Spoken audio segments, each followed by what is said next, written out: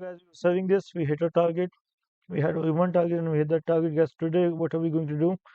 Today, guys, as long as we are above 1.34 34938, guys, we are bullish. And guys, my target would be 1.35365, and we could also be seeing 1.35581. These would be my only bullish targets for today, guys, because I expect a correction. Yes, it may turn out to be a reversal, but I don't, unless it happens, I cannot predict that from happening. Anyways, guys, if I always start selling this if the price breaks below 1.34801, and if we do break below, guys, where will we be going? Our target would be,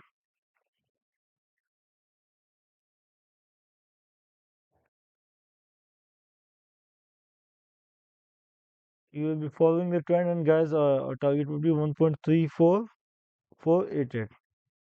So wishing you guys the best of luck. Hope you guys make money trading this pair, and see you guys tomorrow.